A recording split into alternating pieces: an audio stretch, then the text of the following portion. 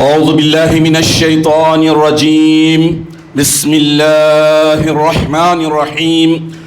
نحمد الله تبارك وتعالى ونصلي على رسوله الكريم والمهدي الموعود عليه الصلاة والتسليم وعلى آلهما وأصحابهما أجمعين.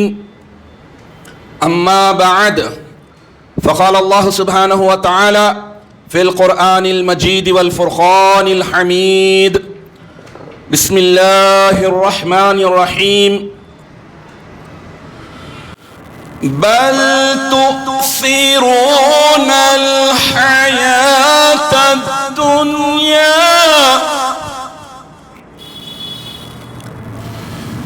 بل تؤثرون الحياة الدنيا والآخرة خير وأبقى. صدق اللہ العظیم. سورۃ الاعلیٰ آیت نمبر 16 اور 17. سب سے پہلے تلاوت کردہ آیت شریفہ کے معنی یہ ہیں کہ لیکن لوگوں، تم تو بس دنیا کی زندگی ہی کو آخرت پر ترجیح اور اہمیت دیتے رہتے ہو، حالانکہ آخرت ہی بہت بہتر اور ہمیشہ باقی رہنے والی ہے.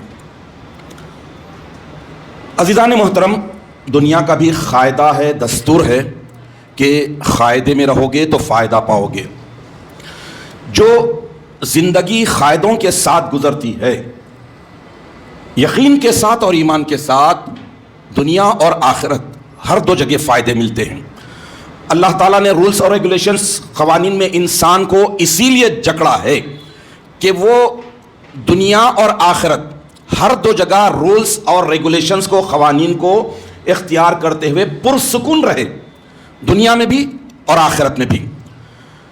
اصولوں کی وجہ سے ہی انسان ایک پیسفل لائف گزار سکتا ہے. جو کسٹمز، جو اصول اللہ تعالیٰ نے بندوں کے لیے مقرر کیے ہیں، ان اصولوں کی پیروی کرنے کی وجہ سے ہی اس کی یہ زندگی اور آخرت کی زندگی انتہائی پیسفل اور امن والی ہوتی ہے. اس کے برخلاف جو قوانین کو نہیں مانتے، قاعدوں کے خلاف زندگی بسر کرتے ہیں، بے سکونی کی زندگی رہتی ہے، نحوست کی زندگی رہتی ہے. اللہ کے رولز اور ریگولیشنز کو دھڑلے کے ساتھ جب توڑتے ہیں تو یہاں پر بھی نقصان اٹھاتے ہیں، اور آخرت کی ذلت اور رسوائی تو ان کا مقدر بن جاتی ہے. تو یہ اللہ تبارک و تعالیٰ نے انسان کو جو مختصر سی زندگی دی ہے، بہترین قوانین مقرر کر کے دی ہے، جو انسان کے لیے دنیا اور آخرت ہر اعتبار سے فائدے ہی فائدے ہیں. عزیزان محترم، دنیاوی قانون کے تعلق سے جب انسان سوچتا ہے کہ اگر میں یہاں کا قاعدہ توڑوں، قانون توڑوں تو جرمانہ لگے گا، فائن آئے گا. اب آج کل تو ٹیکنالوجی اتنی ترقی کر لی کہ ای چالان گھر پر آ جاتا ہے. دنیا بھر میں، یہاں بھی آپ مڈل ایسٹ میں دیکھ لیجئے، ویسٹرن کنٹریز میں، ہر جگہ لوکیشن کے ساتھ، پکچر کے ساتھ، ٹائم کے ساتھ، سیکنڈز کے ساتھ ای چالان آ جاتا. اب انسان، اور آج کے دور میں تو ہاتھ سے مارنے سے زیادہ مال سے مار کر انسان کو سدھارا جا رہا ہے. انسان ڈرتا کب ہے؟ ای چالان کی وجہ سے. مارنے پر وہ اثر نہیں ہوتا، ایک معمولی سی چیز کو، ایک سگنل کو کراس کر لیے 1000 روپے کا چالان، ہیلمٹ نہیں پہنے 1000 روپے کا چالان، نو پارکنگ میں لا دیے $100 کا چالان. یہ ڈر انسان کو صحیح راستے پر رکھتا ہے، رولز اور ریگولیشنز فالو کرنے پر. چونکہ انہیں سوچتا ہے کہ رولز اور ریگولیشنز فالو کروں گا تو میری لائف پیسفل، پاکٹ بھی سیف، منی بھی سیف، ہر چیز محفوظ. تو انسان کو اللہ تبارک و تعالیٰ قانونوں میں جکڑا ہے، دنیا کے ہو یا پھر دین کے ہو.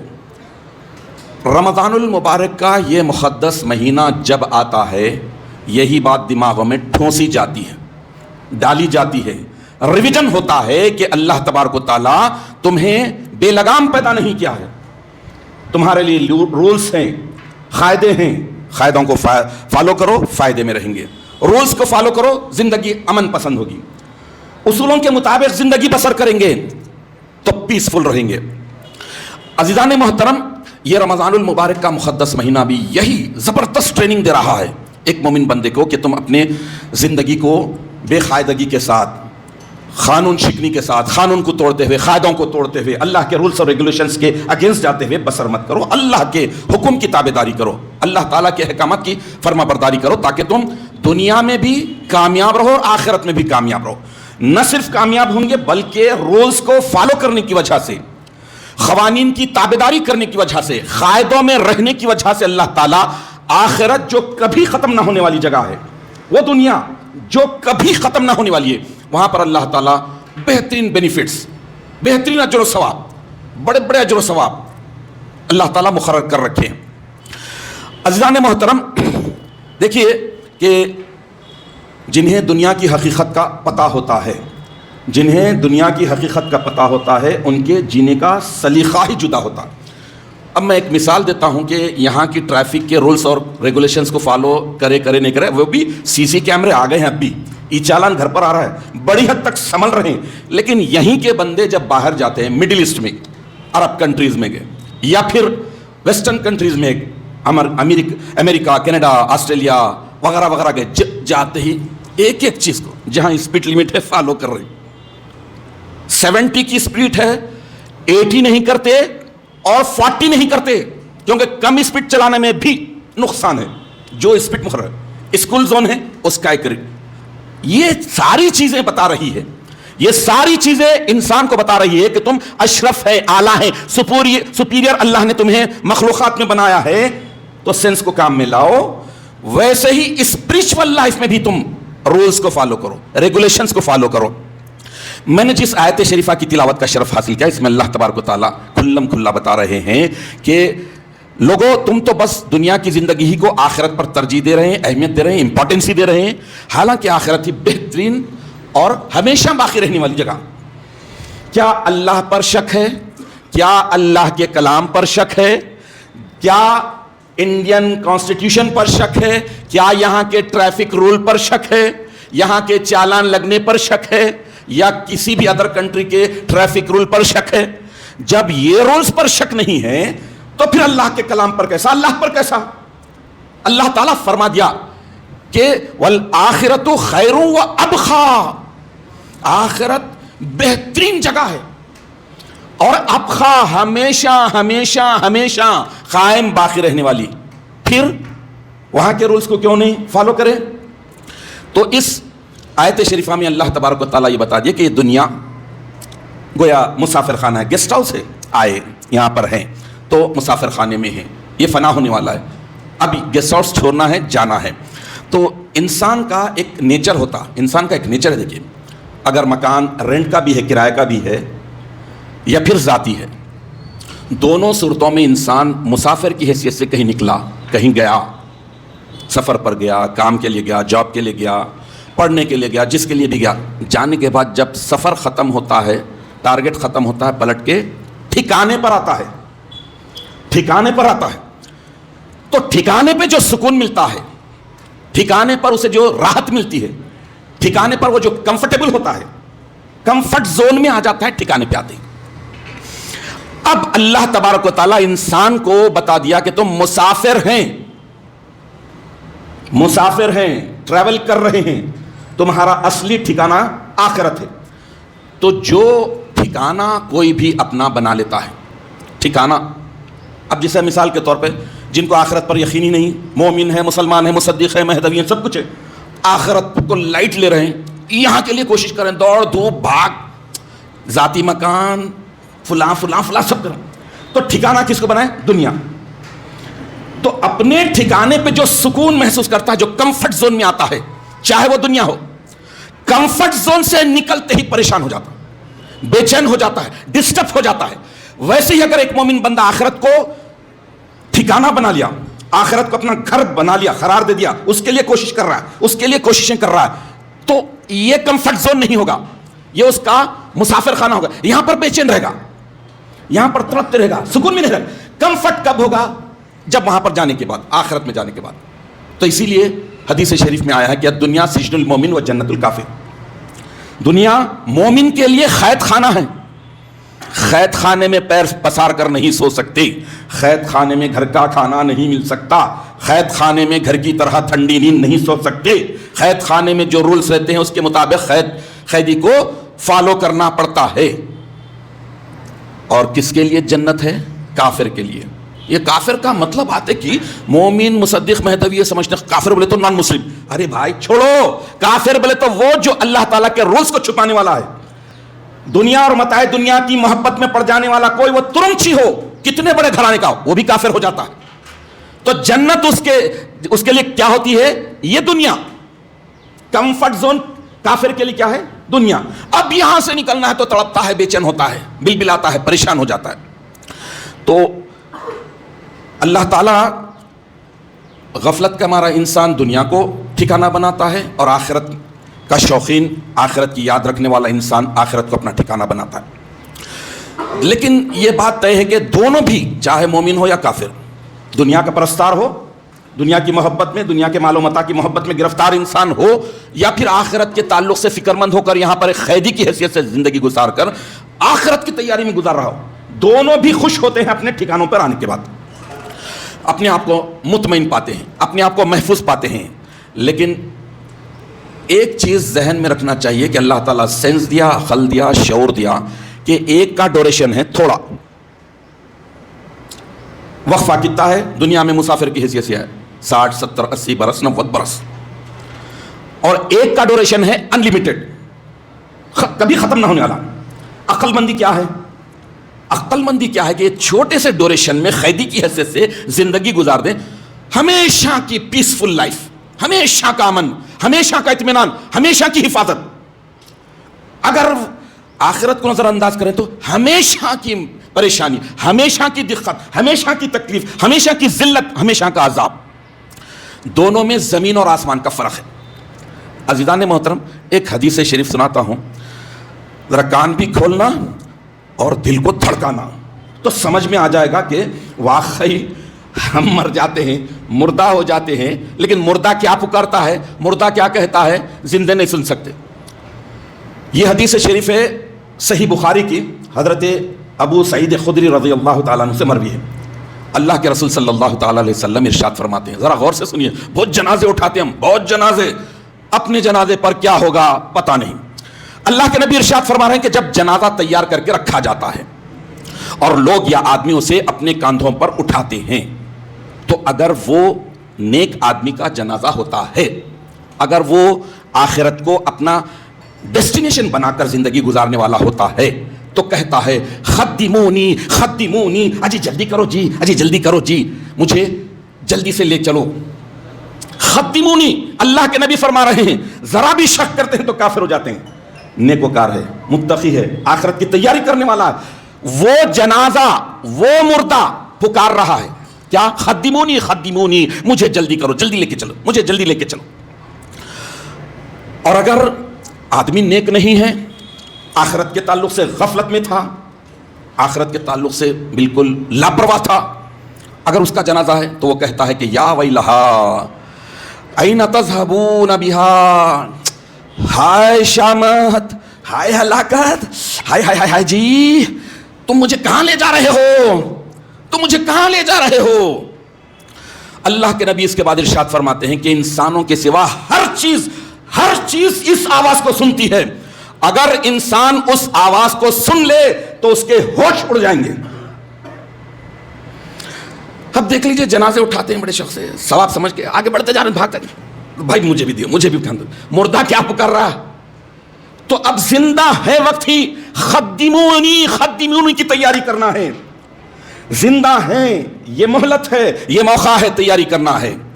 تو انسان کو غور سے سنیے کہ انسان جس کو اپنا گھر بنا لیتا ہے اسی کو آباد کرنے میں مصروف ہوتا ہے، یہیں پر سجائیں گے، یہیں پر رہیں گے، دیکھیں گے۔ اب اگر دنیا کو اپنا گھر بنا لیا تو کوشش کرتا ہے ایک گھر پہ 2 گھر۔ اللہ کے نبی ارشاد فرماتے ہیں کہ انسان کی ہوس، انسان کی خواہش اتنی زیادہ ہے کہ اگر اس کے پاس 2 ضلع، 2 ٹاؤن سونے کے ہیں تو چاہے گا کہ تیسرا ٹاؤن بھی سونے کا ہو جائے۔ تو انسان کی خواہش کا گھڑا کبھی نہیں بڑھتا۔ تو انسان جس کو گھر بنا لیتا ہے، اگر دنیاوی جگہ کو انہیں گھر بنا رہا ہے تو پھر آخرت اس کا ٹھکانہ نہیں رہے گا. یقینی بات ہے. اگر آخرت اس کا ٹھکانہ ہے تو یہاں رہے گا, اللہ کے دیے ہوئے رزق اچھے سے اچھا کھائے گا, اچھے سے اچھا پہنے گا, گھر ہوں گے, ہر چیز ہوں گے, لیکن دل اچاٹ, دل میں محبت نہیں. پراپرٹی ہوگی, سب کچھ ہوگا, صاحب جائیداد ہوگا, سب کچھ ہوگا, لیکن اس میں انوالو نہیں ہوگا, اس کی محبت میں ملوث نہیں ہوگا, اس کی لگن تو آخرت کی طرف. تو عقل مندی کس میں ہے؟ دنیاوی گھر بنانے میں یا اخروی گھر بنانے میں؟ ڈوریشن پھر سے دیکھ لیجئے کس کا زیادہ ہے اور کس کا کم ہے. عزیزان محترم, یہ رمضان المبارک کا مقدس مہینہ اسی بات کی ٹریننگ دے رہا ہے, اسی بات کے لیے بندوں کو جگا رہا ہے, بار بار آ کر کہہ رہا ہے کہ تم آخرت کی تیاری کرتے رہو. اب آج 8 رمضان المبارک بھی ختم پر ہے. رمضان المبارک شروع ہوتے ہی بڑی پلاننگ کیا کرنا ہے؟ سب سے بڑی پلاننگ خیر من الف شہر, 1000 راتوں سے افضل رات کی پلاننگ کرنا ہے. چھوٹے سے عرصے میں ملنے والی یہ رات مس نہیں ہونا ہے, اس رات کو غفلت میں نہیں گزارنا ہے, اس رات کے تعلق سے پلاننگ کرنا ہے. بار بار ہم اس لیے جھنجھوڑ رہے ہیں کہ وہ رات کو یوں مت گوائیے. لیلۃ القدر خیر من الف شہر, خدا کی قسم کسی کو بھی نہیں ملی, ساری امتوں میں صرف امت محمدیہ کو ملی, اور اللہ کا فضل ہے, یہ اللہ کا کرم ہے, مہدی موعود برق علیہ الصلوۃ والتسلیم کا صدقہ ہے کہ امت محمدیہ بھی اس سے محروم ہے. صرف قوم مہدویہ ہی پورے وثوق کے ساتھ, پورے کانفیڈنس کے ساتھ 27ویں شب کو لیلۃ القدر خیر من الف شہر مناتی ہے اور اللہ سے گر گڑا کر دعا کرتی ہے. آپ بتا دیجئے یہ کانفیڈنس کہاں ہے؟ بتائیے. 27 کو منانا بول رہے ہیں, لیکن یہ کانفیڈنس, یہ ایمان, یہ خان کہاں ہے؟ بتائیے.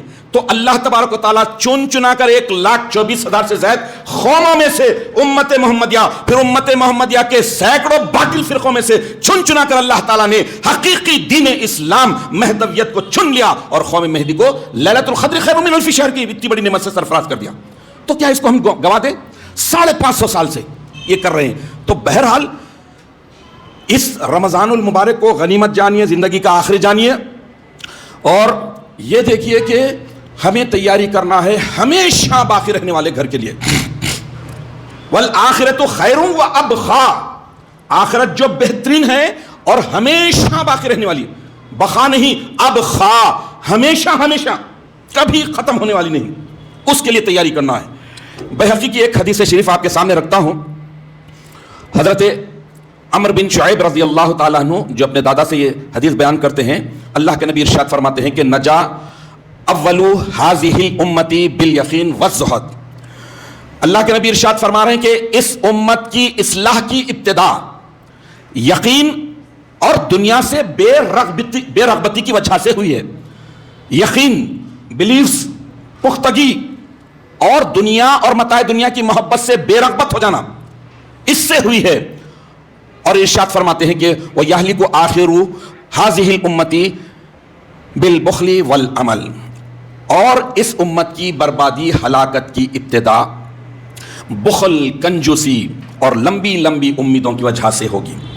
تو اس میں بھی یہی بتایا جا رہا ہے کہ دنیا تھوڑی ہے, لمبی لمبی امیدیں مت کرو, جتنا ضرورت کا ہے اتنا رہو, جتنا اللہ دے رہا ہے اس پر شکر ادا کرو, قناعت سے رہو, کنجوسی مت کرو. اللہ کے دیے ہوئے ہر چیز کو, مال کو, اخلاق کو, کردار کو, علم کو, ساری چیزوں کو تم ڈسٹریبیوٹ کرتے رہو تاکہ تم دنیا اور آخرت میں کامیاب ہو.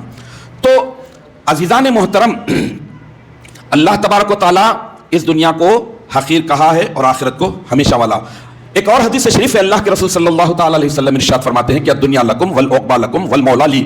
اللہ کے نبی ارشاد فرما رہے ہیں کہ دنیا تمہارے لیے, عقبیٰ تمہارے لیے, اور مولا یعنی رب کائنات میرے لیے.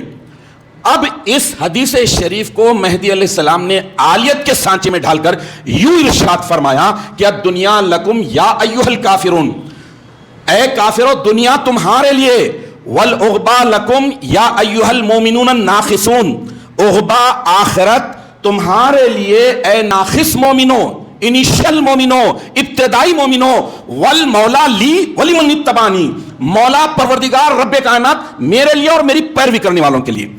اب دیکھ لیجئے کہ جو مبتدی ہوتے ہیں, ابتدا ہوتے ہیں جنت کے لیے, جنت کی حوروں کے لیے, نہروں کے لیے, غلمان کے لیے, وہاں کے محلوں کے لیے اس کے لیے آسائش کرتے ہیں، لیکن جن کی ہمت اعلیٰ ہوتی ہے، جو عالیت والی قوم سے تعلق رکھتے ہیں، ان کو عالیت والی روش اختیار کرنا چاہیے۔ عزیزان محترم، جنت کی خوبیوں سے، جنت کی نعمتوں سے انکار نہیں ہے، لیکن جنت بنانے والے کی عظمت کو، جنت بنانے والے کی کبریائی کو پیش نظر رکھ کر بڑی چیز مانگنے میں، اب آپ دیکھ لیجئے جیسا کہ لیلۃ القدر خیر من الف شہر کے دگانے کے بعد جو دعائیں کرتے ہیں، اس میں جو دعا ہے مشہور قرآن کی، ربنا آتنا فی الدنیا حسنہ، اے ہمارے پروردگار اس دنیا میں بھی ہمیں حسنہ یعنی تیرا دیدار عطا فرما، طلب ہونا، وفی الآخرۃ حسنہ، اور آخرت میں بھی تیرا دیدار عطا فرما، وقنا عذاب النار، اور دوزخ کی آگ سے ہمیں بچا۔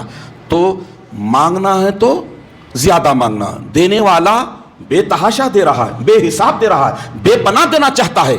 تو رمضان المبارک کا یہ پورا مقدس مہینے کی ساری چیزیں ہمیں ٹرین کر رہی ہے کہ ہم اپنے آپ کو اللہ تعالیٰ کے رولز اور ریگولیشنز کے حساب سے اپنا ڈیسٹینیشن مقرر کریں کہ دنیا تو ہمارا ڈیسٹینیشن نہیں ہونا چاہیے، آخرت ڈیسٹینیشن ہے، آخرت کے لیے کام کرنا چاہیے۔ کم از کم ہمیں انیشل مومن تو بننا چاہیے، ابتدائی مبتدی مومن تو بننا چاہیے۔